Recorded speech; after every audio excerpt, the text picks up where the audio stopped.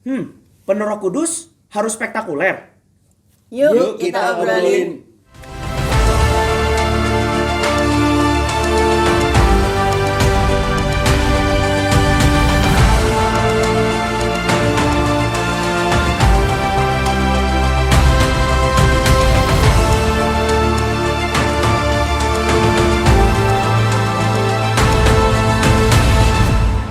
Shalom jemaat yang dikasihi oleh Tuhan Yesus. Shalom. Dan juga shalom semua penonton setia channel Gereja Keluarga Tabernakel Induk Bandung. Kita berjumpa lagi di dalam segmen yang sangat ditunggu-tunggu banyak orang ya. Yaitu adalah segmen ngobrol atau ngobrol Alkitab. Jangan salah loh.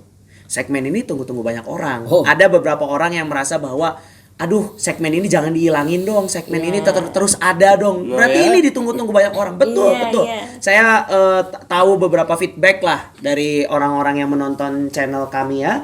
Dan terima kasih untuk semua para penonton setia channel kami. Terus pantengin channel kami karena akan mendapatkan pengetahuan Alkitab setiap harinya. Apalagi sekarang ini kita akan menuju kepada sebuah momen di mana atau hari ini ya, di hari ini ya kita memperingati Tuhan Yesus naik ke surga gitu ya. Tuhan Yesus naik ke surga dan setelah Tuhan Yesus naik itu ada yang dicurahkan untuk kita yaitu adalah Roh Kudus ya. Nah, kita akan membahas nih tentang Roh Kudus sehingga jemaat di rumah atau penonton rumah mungkin oh ya, Roh Kudus sudah pernah kenal atau sudah pernah tahu. Tapi tidak apa-apa, kita akan berusaha untuk mengingatkan kembali tentang pertanyaan kita di awal tadi, apakah dipenuhkan Roh Kudus itu harus spektakuler?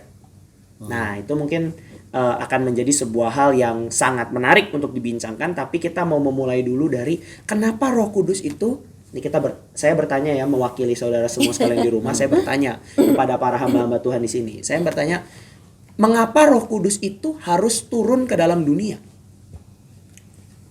Karena itu yang dijanjikan oleh Kristus, seperti kita baca di Kisah para Rasul ya. Kita coba baca dulu aja. Ya. 1 ayat 8 ya. Bu, 1 ayat 5 kalau janji itu dan ayat 8. Iya.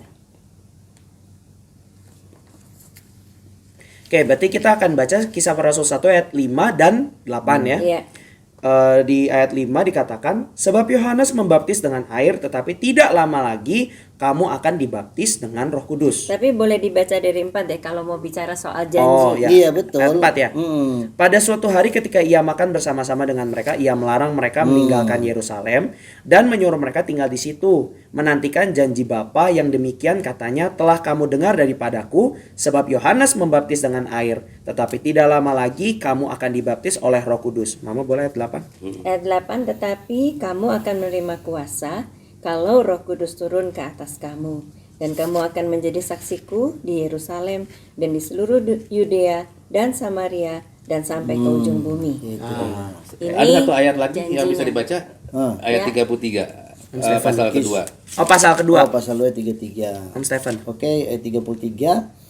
Dan sesudah ia ditinggikan oleh tangan kanan Allah dan menerima Roh Kudus yang dijanjikan itu, maka dicurahkannya apa yang kamu lihat dan dengar di sini. Dijanjikan dan dicurahkan. Iya, dicurahkan. Ya, jadi memang itulah yang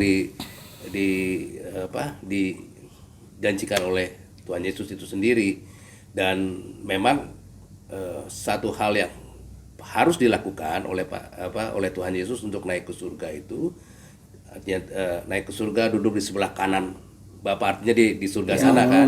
Itu karena kalau dia masih tetap ada di dalam status dia sebagai manusia 100% dan Allah 100%, itu akan sulit untuk juga dia melakukan pekerjaannya. Ya kan? Karena kalau misalnya saya tadi katakan dia ada di Kapernaum, dia nggak akan pernah bisa di Galilea pada saat bersamaan. Dalam konteks manusia. Dalam konteks manusia. Ya. Makanya ini di sini dikatakan ya ayat 33 ya. Dan menerima Roh Kudus yang dijanjikan itu, maka dicurahkannya apa yang kamu lihat dan dengar di sini. Jadi pencurahan Roh Kudus itu dilakukan untuk supaya kehadirannya itu ada dalam setiap manusia. Tapi dalam tanda kutip manusia yang percaya.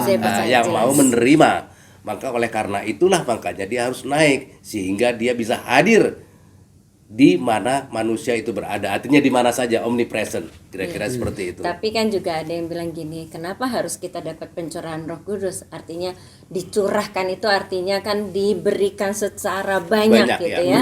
Artinya kita ini ditenggelamkan atau dibaptis, ditenggelamkan dalam Roh Kudus. Roh kita dilingkupi oleh Roh Kudus gitu. Kenapa sih nggak perlu perlu itu? Nggak cukup gitu dengan hanya beriman saja gitu ya. Nah itu sebab kalau kita tahu semua, kalau kita baca ketika sebelum Tuhan Yesus naik ke surga itu kan Tuhan Yesus menjanjikan tadi yang kita sudah baca.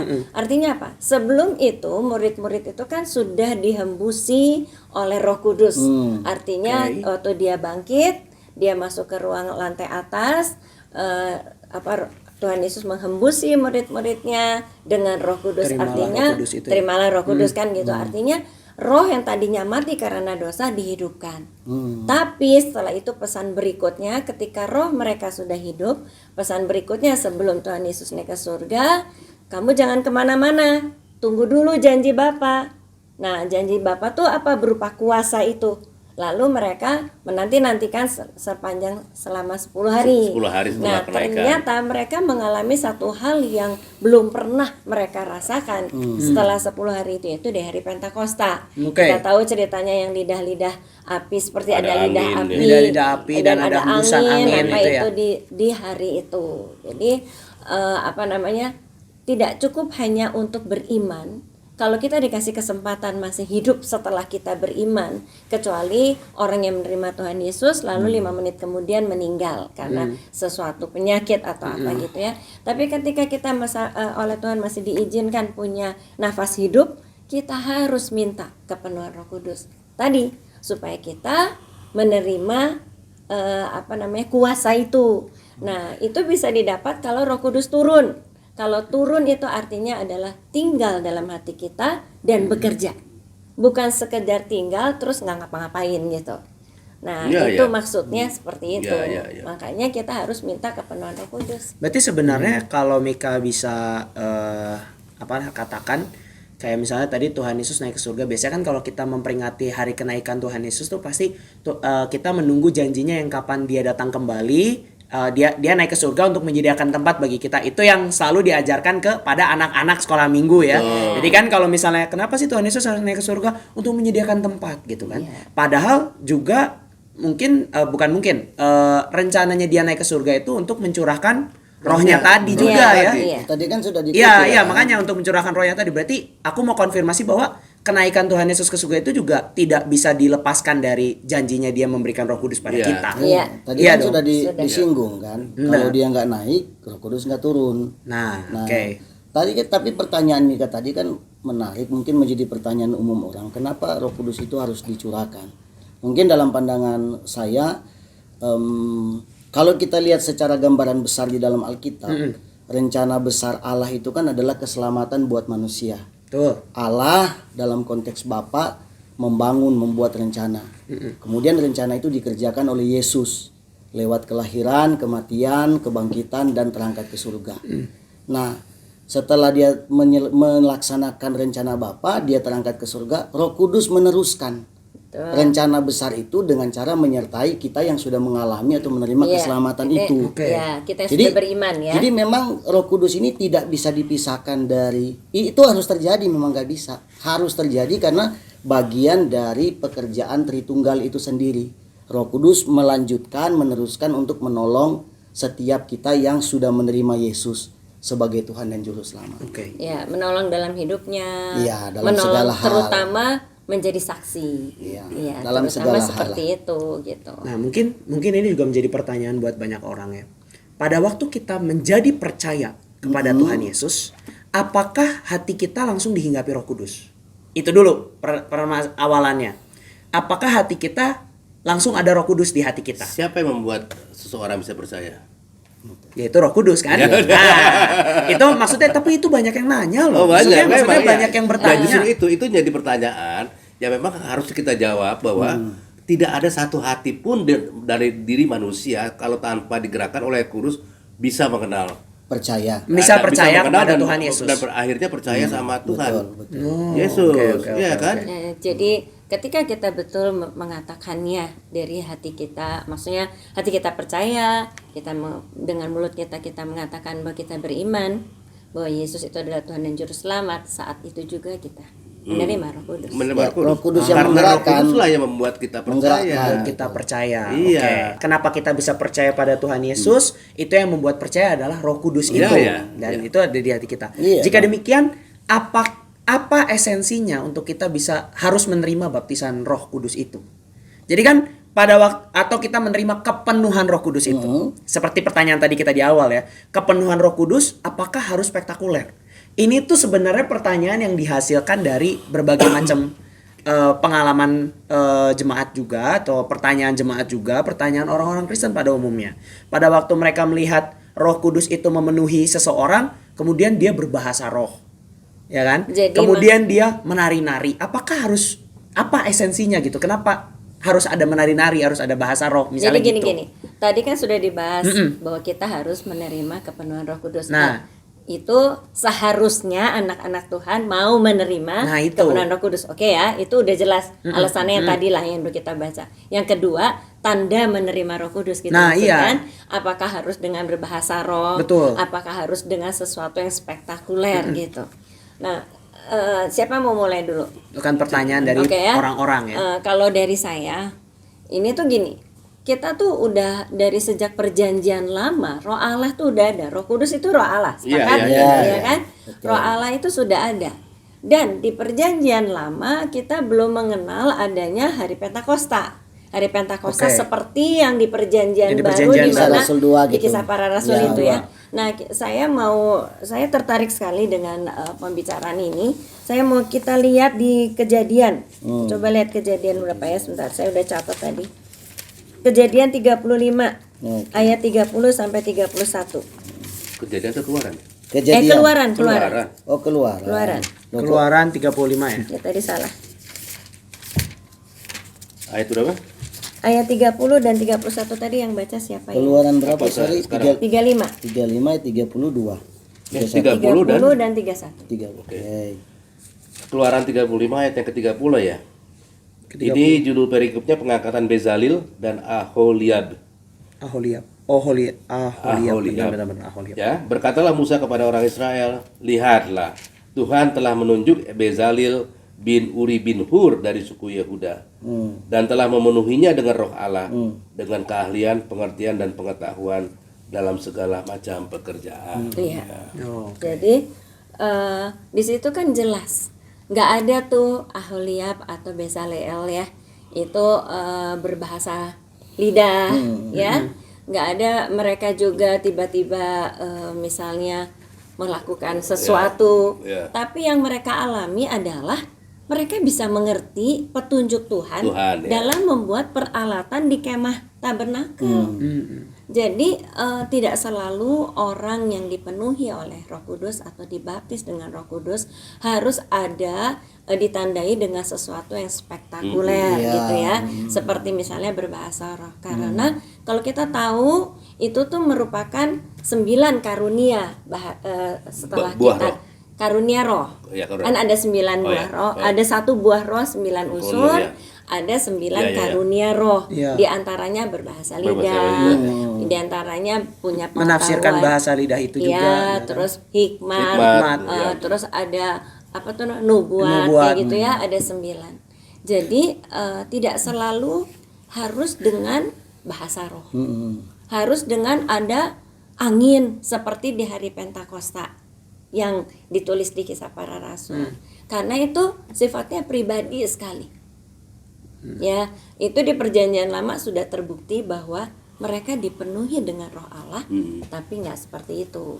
Nah, sebetulnya ada lagi, tapi mungkin yang lain dulu lah.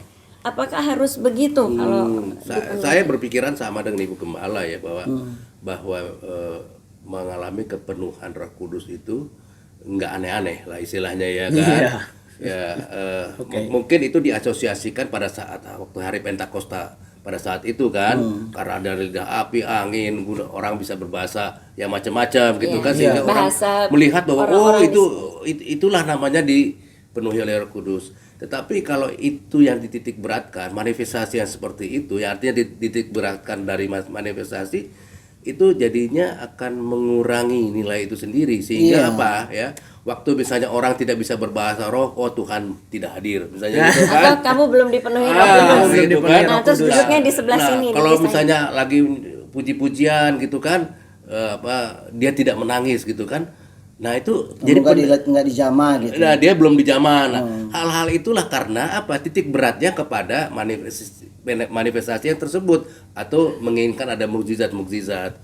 Nah, sebetulnya Tuhan Yesus sendiri dalam Yohanes 14 pasal 14 sampai 16 itu mengatakan bahwa tugasnya roh itu adalah menghibur, ya, menginsafkan orang, ya kan, menuntun kepada kebenaran, ya kan, dan kemudian membawa kepada Kristus. Ya itulah sebetulnya, atau mengajarkan firman Tuhan. Itu. Jadi hal-hal tersebutlah, dan nggak ada yang spektakuler kan di situ kan? Iya. Masa diajarin dengan nari-nari nggak kan ya? Walaupun pada tidak menutup kemungkinan kalau hal itu bisa terjadi. Karena pernah ibadah di sini ada pencurahan Roh Kudus, ada orang yang berbahasa roh. Tapi pada saat dia mengatakan satu kalimat dalam bahasa roh, ada orang yang berdiri menerjemahkan bahasa roh itu. Jadi orang-orang mengerti apa maksudnya dia. Karena kalau kita harus dipaksakan untuk satu bahasa roh yang tidak ada penterjemahnya, Rasul Paulus juga bilang ya, kalau ada tamu apa nggak jadi aneh. Iya. Nah, dari Om Stephen kalau gimana? saya gini ya, sebetulnya kita tidak sedang menyatakan bahwa berbahasa roh itu adalah sesuatu hal yang salah, bukan. Enggak, Bisa ya. ada, itu ada. Enggak, saya bicara dulu gitu. Bukan. Artinya begini, yang menjadi persoalannya adalah ketika mungkin ada orang yang menjadikan itu sebagai sebuah standar utama, orang dipenuhkan Roh Kudus. Standar utama. Padahal kalau kita pelajari Alkitab tadi Pak Daniel sudah singgung di dalam Yohanes 14, Yohanes 15 itu kan sangat jelas ya peranan-peranan Roh Kudus itu seperti apa. Jadi bermanifestasi dalam bahasa roh atau menari-nari menangis itu tidak berarti mewakili orang itu benar-benar dipenuhkan Roh Kudus atau harus seperti itu. Nah, harus lebih tepatnya harus seperti itu. Tidak harus seperti itu orang dipenuhkan Roh Kudus, tetapi seperti tadi lah kutipan Yohanes 15 ayat yang ke-14 yang menuntun kepada kebenaran. Coba kita baca. Ya, ayat yang keberapa itu? 13 ya. Ya, yang mana? Yang roh itu akan membawa kamu kepada kebenaran gitu. Yohanes 14 Enggak, itu di Tadi saya sudah catat di sini. Itu Yohanes 16 ayat 13. 13 ya. Ya, coba siapa yang baca? Yohanes. Aku berarti. Ya, silakan. Yohanes 16 ayat 13. ayat yang ke-13. Ya.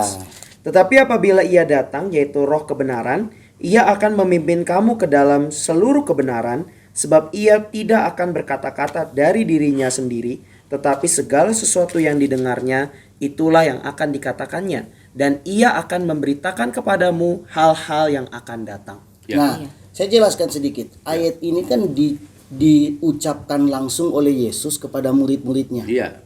Oke, jadi Yesus bicara nih kepada murid-muridnya. Pertanyaannya, apakah pada waktu itu murid-muridnya belum mengenal Yesus? Sudah. Ya kan? Tapi pengenalan mereka terhadap Tuhan, terhadap Yesus itu belum sempurna. Sehingga belum ada kepercayaan teguh di dalam hidup mereka. Maka Yesus bilang kalau Roh Kudus turun, Dia akan menuntun kamu ke dalam seluruh kebenaran. Iya. Jadi orang ketika mengenal Kristus, dia pasti sudah mengenal kebenaran, tapi belum tentu mengenal seluruh kebenaran. Sehingga Roh Kudus itu dibutuhkan untuk menuntun orang itu untuk masuk lebih dalam lagi, mengenal Kristus yang sesungguhnya. Contoh, Petrus, sebelum dia menerima pencurahan Roh Kudus, pengecut kan? Bukan hanya pengecut, dia boleh ditambahkan, kita bully dia. bukan. Artinya dia tidak mengenal Kristus, bahwa dia harus mati, makanya waktu Yesus menyatakan itu kan dia menarik ke sebelah terus memarahi. Jadi nyala kau iblis katanya. Nyala kau iblis. Terlihat berani kan dia ketika dia memotong kuping dari salah satu Iya. Malkus. Sebenarnya dia bukan prajurit Iya, ya. bukan. Dia sebetulnya orang keturunan imam. Iya, iya. Malkus ini. Kan terlihat seperti berani Petrus. Ketika Yesus ditangkap, ternyata penakut.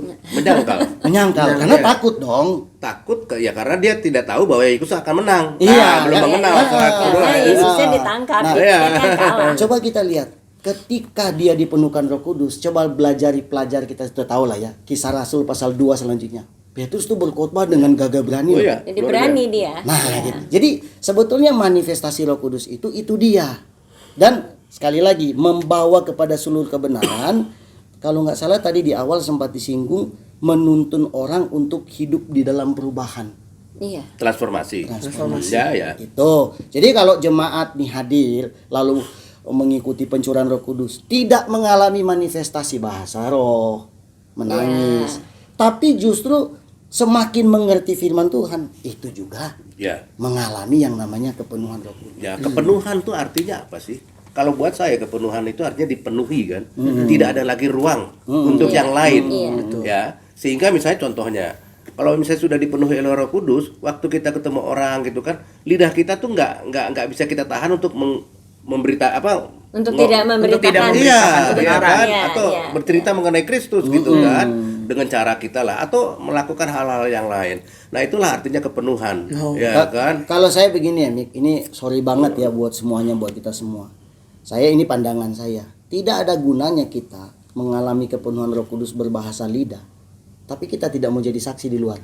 Iya, betul. Dan Apa manfaatnya kamu berbahasa roh, tapi kamu tidak berani untuk memberitakan Injil kepada orang lain? Iya. Apa gunanya kan gitu ya? Iya. Tadi kalau kita bicara tentang Korintus, orang berbahasa roh itu kan untuk menguatkan dirinya sendiri saja kan gitu Ya, ya. ada. Kalau misalnya Saya- berbahasa roh hanya untuk diri sendiri. Nah, Ya, saya kutip lah ini dari tulisan dari Billy Graham. Pelayanan Roh Kudus tidak terbatas pada pengalaman dramatis. Ia mengubah karakter dan memampukan orang hidup dalam kekudusan. Nah, Iya.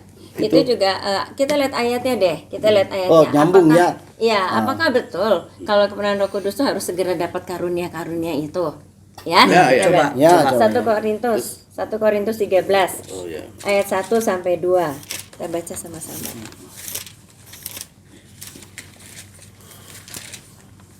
1 13 ya. Korintus 13. 1 dan 2. Iya. Mama.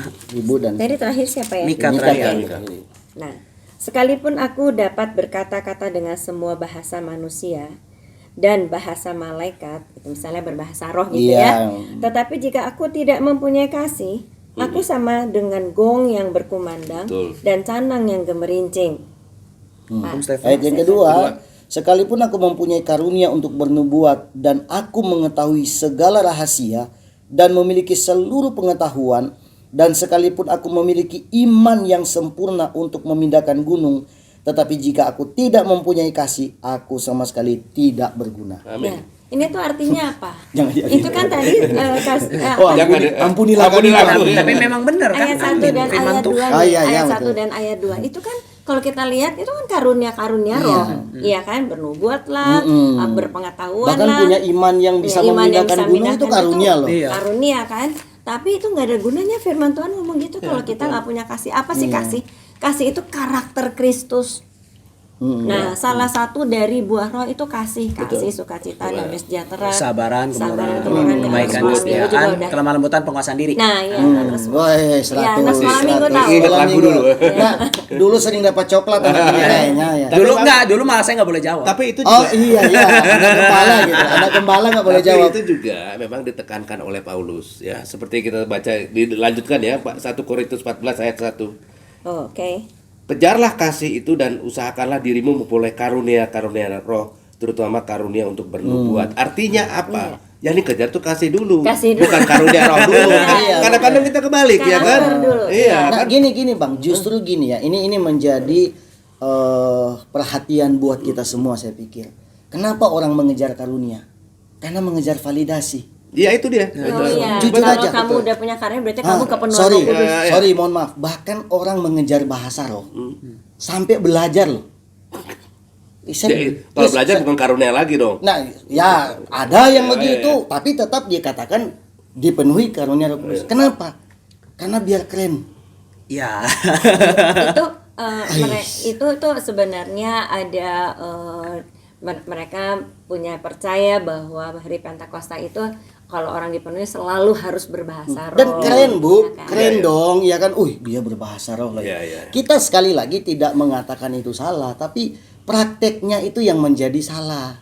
Ya maksudnya ya praktek Roh Kudus itu pasti akan memberikan kepada orang itu kalau Roh Kudus mau memberikannya. Betul. Berbahasa lidah, penuh iman, Iya. ya kan, karunia memimpin pujian, apa segala macam Iyalah. akan Roh Kudus berikan kepada orang menurut kehendak Roh Iya, Kudus menurut itu kehendak sendiri. Roh Kudus. Jadi nggak semua orang harus bisa bahasa roh. Nggak semua orang harus, ya. Harus nggak semua orang harus bisa bahasa lidah. Tapi semua orang harus mengalami kepenuhan Roh Oh Kudus. iya, iya, iya, itu itu. pasti dong. Betul harus mengalami, artinya harus mengejar hal-hal Willing tersebut, ya. dong, harus Ya. meresponinya dengan Meresponinya, tepat ya. gitu loh. Meresponi kepenuhan Roh Kudus. Soal bentuk manifestasinya itu terserah Roh Kudus itu Iya, sendiri mau ngasih ke orang itu gitu loh. Bentuknya seperti apa? Ada yang nangis, ya kan? Walaupun kita juga harus tahu Bang, ada fakta unik. Orang berbahasa roh atau nangis, anrahan itu yang getar-getar, ternyata tidak selamanya orang itu kena kepenuhan Roh Kudus. Ketika mengalami itu, beberapa pengalaman, ternyata didorong oleh, ya mungkin dia lagi doa, ada masalah di rumah, teringat persoalan Iya, hidup, iya, iya. dia Itu nangis emosi. histeris. Dia nangis, iya, histeris. Jadi Dipenuhkan Roh Kudus ini orang ini gitu. Harus lihat dari buahnya sih sebenarnya. Nah, itu yang itu terpenting. tadi. Ya, Itu yang ada, terpenting. ada satu perkataan dari Ron Auch. Ya, Ron Auch itu dalam bukunya Gerakan Pentakosta Mengalami Krisis. Itu menyampaikan pengalaman pribadi. Dia bilang begini. Ia sangat, jadi Ron Auch itu sangat ingin mendapat karunia-karunia roh. Sehingga ia ingin Allah bekerja melalui dia. Sementara Allah bekerja di dalam dia. Setelah dia sadari gitu ya. Lalu kalau menginginkan Allah bekerja melalui kita, berarti mencari kesenangan diri kita sendiri Iya, iya, betul. untuk Iya, kepentingan betul, kita betul, ya. benar. Tetapi kalau mengizinkan Allah bekerja Bekerja di di dalam. dalam kita, berarti kita mencari pertumbuhan karakter. Nah, Dan itu. itu adalah buah roh. Buah roh. Saya sambung nanti Ibu sambung ini. Iya. Baca ini apa, John Stott ini ya. John John Stott. Stott. John Ya, Stott. John Stott. Oh, Dia iya. tulis gini, kepenuhan Roh Kudus tidak hanya terlihat dalam karunia, tetapi dalam karakter yang serupa dengan Kristus. Iya, Ya, Sama dengan tadi. sama. Jadi buah roh lah. Iya, Buah roh, jadi ya. bukan soal bukan salah yang manifestasi itu bukan, tapi Tapi bukan nggak itu harus yang menjadi begitu. intinya Ya. gitu. Perubahan karakter seperti Kristus itu. Ya gitu.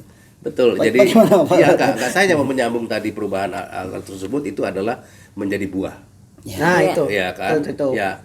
Jadi Kunci utama. Jawaban utama. Jawaban utama yang dimana bahwa kita mengalami kepenuhan roh yang pertama kali kita itu akan dibawa kepada Kristus dulu dan mengenal. Ya, Iya. betul. Ya, maksudnya apa? Saya seperti tadi Petrus dia bersama-sama tapi tidak mengenal keseluruhannya ya. Kebenaran itu sendiri. Artinya gini, I am the way and the truth. Yesus sendiri itu adalah kebenaran. Iya. Jadi kita harus mengerti Yesus, mengerti kebenaran. Masa Sehingga dihalangin Yesus? sehingga setelah itu timbullah yaitu yang yang akan kita lakukan dengan sepenuh hati. Ya karena kalau tidak sepenuh hati merubah diri itu capek loh. Iya. Ah, ya kan? Tetapi dengan sepenuh hati akhirnya apa? Kita tidak merasakan bahwa itu sebagai beban. Iya. Itu yang Nah, bagus itu. tadi kata-kata yang sensasi itu. Coba dibaca ulang itu, Bu. Yang Itu. Yang tulisan. Yang tulisannya si ini tadi. Yang tadi Keren loh itu. Elhoff, Ron Auch. Ron Auch. Ia sangat ingin mendapat karunia roh sehingga ia ingin Allah bekerja melalui dia, sementara Allah bekerja di dalamnya dia.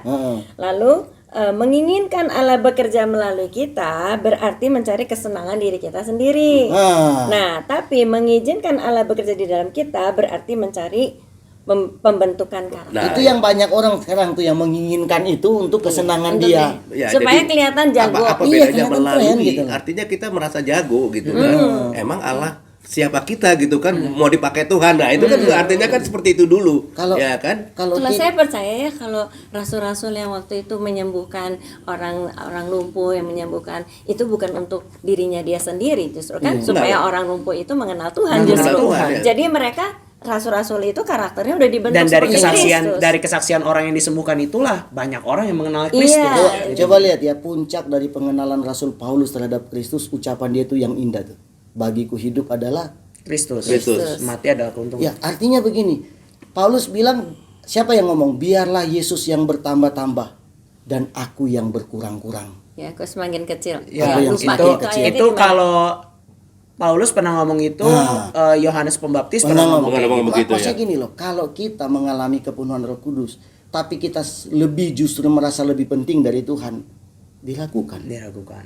Tapi kalau kita merasa lebih rendah hati, saya bukan siapa-siapa, saya nggak punya apa-apa, ternyata Roh Kudus membuka semua cakrawala dalam hidup saya ini orang yang kotor dan sebagainya. Roh Kudus membuat saya menangis kepada Tuhan mengingat dosa-dosa saya. Itu baru keren. Dan juga Paulus juga kan adalah seorang yang tadinya kan menganiaya jemaat. Iya. Tapi waktu Ananias Menumpangkan tangan, rohnya bekerja. Tidak ada di Roh situ memenuhi. tidak rohnya memenuhi roh Allah memenuhi memenuhi. Paulus. Paulus. Tapi tidak ada tanda-tanda di mana dia bermanifestasi di situ. Iya, Tidak. Bang. Tidak Cuman seperti dari buahnya lihat buah pelayanannya. tidak seperti murid-murid Yesus seperti Petrus dan kawan-kawan Iya, itu iya, semuanya kan betul. ada berbahasa yang lain. Mungkin yang sedikit Cornelius ada berbahasa roh juga. Iya. mungkin sedikit yang menarik bisa dibahas sama Ibu sama Pak Daniel. Kenapa waktu pencurahan Roh Kudus di Yerusalem di Kisah Rasul pasal 2, kenapa manifestasinya bentuknya lidah-lidah api? Tadi kan Ibu bilang, kenapa harus seperti itu gitu loh. Mungkin bisa Itu terserah dari Roh Kudus. Iya. Ah, Itu kan itu Dia jawabannya. mau, dia mau Roh Kudusnya mau memberinya apa? memberinya apa? Pada waktu Tuhan Yesus dibaptis ada roh Allah seperti berupa burung merpati. Iya. Bukan lidah-lidah Iya, api iya, kan iya, burung itu, merpati iya, iya, rupanya. itu. Jadi terserah Roh Kudus mau memberi apa. Kalau- itu tuh tanda. Nah, itu Tanda bahwa- itu saya setuju. lebih setuju. Itu Nah. sebetulnya tanda. Tanda Jadi aja. supaya orang lebih mengingat. Itu yang saya mau dari tadi jawaban itu. Tetapi lidah api itu kan tidak masuk ke dalam manusia. Iya kan? Iya. Itu hanya supaya orang pengingat. tahu, pengingat. Iya Ya, itu. Jadi jangan mematokkan bahwa itu harus terjadi. Harus terjadi. kalau kita punya Ibu punya pengalaman sendirilah dengan Roh Kudus. Bentuknya tidak sama seperti Kisah Rasul Iya. pasal Betul. 2. Menjadi penanda buat Ibu, saya pernah dipenuhkan Roh Iya. Kudus begini dulu, dan itu yang menuntun saya sampai hari ini bisa melayani Tuhan. Berarti memang seperti apa yang tadi diucapkan oleh Mama bahwa hal kita mengalami manifestasi Roh Kudus itu sangat personal untuk diri kita. Iya, betul. Jadi kita tidak bisa menilai orang lain bahwa kamu belum dipenuhkan Roh Kudus. Itu bukan bagian kita untuk menilainya. Dan kita nggak punya hak untuk menjudge orang gitu loh. Apa ya? Kalau kita ini pengalaman pribadi ya. Kita tuh nggak bisa loh membanggakan diri kita sendiri kalau kita. Setuju. Soalnya gini aja salah satu contoh. Dulu tuh Mama ya sama sekali nggak bisa bicara soal teologi. Sama sekali nggak mau, waktu mau disuruh khotbah tuh ngomongnya gimana ya. Tapi setelah memang Tuhan tugaskan untuk jadi gembala gitu, itu mau nggak mau kan kita bergantung sekali. Iya. Setiap hari berdoa minta kepenuhan Roh Kudus, minta kepenuhan Roh Kudus gitu.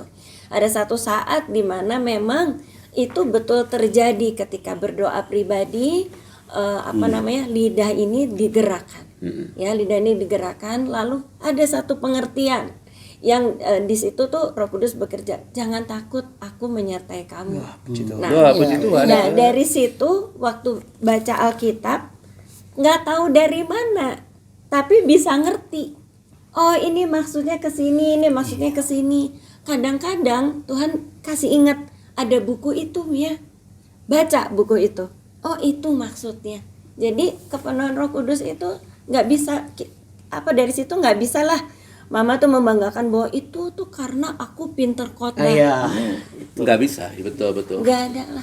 Banyak Kalau orang gitu. kita bisa khotbah, kalau kita bisa menjelaskan, itu Roh Kudus, bukan diri kita sendiri. Saya pikir Oh, mungkin. banyak hamba-hamba Tuhan di dunia ini yang punya latar belakang yang sama, Bang. Tadinya nggak punya keberanian untuk bicara. Iya, termasuk saya. Tidak mampu, tidak fasih Sampai lidah. ngaco. Iya, tidak Aku fasih juga lidah. terkadang ada. Jadi orang ngomong misalkan saya khotbah, misalkan tidak fasih lidah, ya tidak bisa. Tapi kok orang bisa paham? Roh Kudus yang membuka pengertian orang, karena yang paling penting kan firman Tuhan disampaikan. Itu peranan Roh Kudus. Nah, Ya. saya yakin kita dari tadi sudah berbincang-bincang, tadi kita sudah menjelaskan kembali kepada saudara sekalian semua yang menonton dari rumah tentang bagaimana pentingnya untuk bisa mengalami kepenuhan Roh Kudus. Tetapi kepenuhan Roh Kudus itu harus ibarat kata mah kalau kita sudah dibaptis Roh Kudus, kita menjadi lebih lagi mengenal Kristus, kita lebih lagi melakukan segala firman Tuhan, bukan karena kekuatan kita. Karena kan tadi kan karena Roh Kudus itu ada dalam bekerja di dalam diri kita gitu. Bekerja dalam diri kita sehingga saudara sekalian semuanya akhirnya rindu untuk mendengarkan firman Tuhan. Akhirnya rindu untuk mengenal Tuhan lebih lagi. Dan Melakukan, bisa mengerti. Betul, mengerti firman Tuhan. Lalu melakukan. Betul. Iya. Lalu diubahkan. Karakternya diubahkan. Ya, lalu bisa menjadi saksi. Buat banyak orang. Nah, saya yakin kita berempat di sini yakin saudara yang sedang mendengarkan kita di rumah pasti sekarang Roh Kudus juga sedang bekerja di hatinya Amin. saudara Iya. untuk Tuhan. mengajak saudara mengikuti doa 10 malam di gereja saudara masing-masing. Kalau di kami hanya ingin menginformasikan bahwa di kami besok malam hari Jumat itu jam 18.00 waktu Indonesia Barat, kita akan mengadakan doa pencurahan Roh Kudus yang pertama. Dan itu akan berjalan 10 hari sampai ke tanggal 24 ya. 24. Sampai ke tanggal 24. Kalau Roh Kudus itu menggerakkan saudara untuk hadir, ayolah, mari kita bersama-sama untuk datang ke sini. Marilah kita bersama-sama berdoa, meminta kepenuhan itu. Meresponi apa yang Tuhan mau dalam kehidupan kita. Iya. Yaitu kita dipenuhkan Roh Kudus, kehidupan kita menjadi lebih terfokus kepada Kristus dan kemudian mengalami transformasi hidup dan menjadi berkat Amin. buat banyak orang, saksi. menjadi saksi buat banyak orang lebih lagi mengenal Tuhan Yesus Kristus. Jadi itu saja ngobrol kita pada saat ini. Kalau misalnya video ini ngobrol ini memberkati saudara atau menyadarkan saudara bahwa luar biasa ya pekerjaan Roh Kudus itu di hatinya kita masing-masing orang percaya, boleh klik like kemudian share ke teman-teman lain yang membutuhkan, dan juga jangan lupa subscribe ke channel ini dan nyalakan notification bell sehingga tidak ketinggalan video-video berikutnya. Dan kalau misalnya ada pertanyaan di dalam hati saudara berkenaan dengan Roh Kudus, seputar dengan Roh Kudus, boleh ditulis di kolom komentar di bawah. Nanti next time kita akan coba membahasnya dari kolom komentar. Untuk itu, acara ngobrol kita cukup sekian. Tuhan Yesus memberkati. Shalom. Shalom.